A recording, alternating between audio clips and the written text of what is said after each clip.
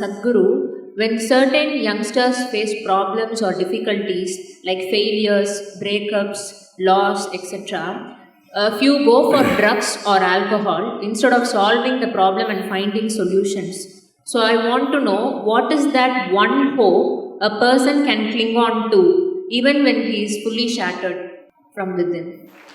Oh, so many broken hearts here who are clapping their hands.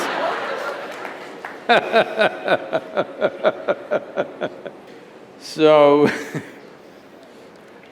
when he is fully shattered, what can he do? The question is, do you want to allow yourself to be fully shattered? That's a question. And many things that don't work out in your early life, you will see later on, it is a great blessing. There are many ways to look at this. Let me tell you this. This happened in 1941. This is just when the Nazi movement was building up in Germany and in some parts of Europe. So one day in Austria, a bunch of German soldiers came, broke into the homes, the Jewish family, a rich family, they broke the home and took away the adults, everything was robbed. And these two children, a 12-year-old girl and an 8-year-old boy were taken away. They were taken to a railway station. This is the month of November end, December kind of time, when it's becoming very cold. So they were kept in the railway station for 3 days because the trains did not come. Boys, little boys being boys, they started playing football. So they were playing football and then suddenly the train came.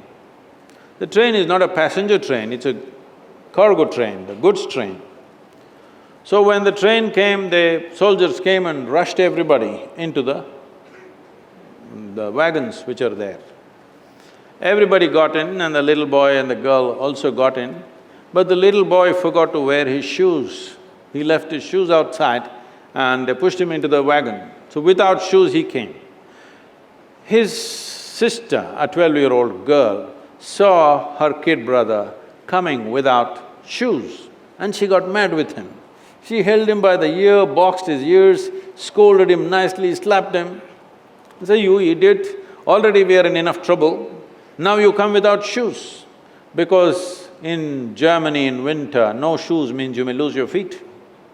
So she's angry about that. In the next station, the boys and girls were separated. After 4 years, after the war was over, she came out of the concentration camp to find 17 members of her family, including her little brother, all had vanished. No records, no sign of them, they just evaporated. At that time, the only thing that bothered her was the last few things that she said to her little brother.